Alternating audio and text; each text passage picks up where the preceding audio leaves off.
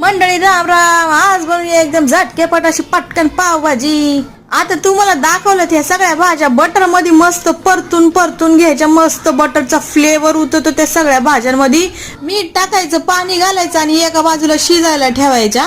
दुसऱ्या बाजूला मस्त तेल गरम झालं की त्याच्यामध्ये आलं लसणाची पेस्ट टाकायची, बारीक चिरलेला कांदा घालायचा, बारीक चिरलेला टोमॅटो घालायचं, मीठ घालायचं आणि किसलेलं बीट घालायचं आणि छान परतून घ्यायचं. इकडे आपल्या भाज्या शिजल्या की ती छान मस्त स्मॅश स्मॅश करून घ्यायचे बरं का. आणि इकडे हे टोमॅटो बिमॅटो पण मस्त स्मॅश करायचं. हे सगळं स्मॅश झालं की मग याच्यामध्ये सगळे मसाले घालायचे. पावभाजी मसाला, कांदा लसूण मसाला, हळद मिरची पावडर आणि त्याच्यामध्ये स्मॅश केलेली भाजी घालायची. भाज्यांचं पाणी घालायचं, मस्त ढवळून ढवळून घ्यायचं. वरतून बारीक चिरलेली कोथिंबीर घालायची. बटर गरम करून त्यात भाजी घाला, पावभाजी मसाला घाला आणि त्याच्यामध्ये मस्त पाव परतून परतून घ्या आणि मस्त कोथिंबीर पण घाला त्याच्यामध्ये. झाली की राव पावभाजी तयार. या मंडळी पावभाजी खायला.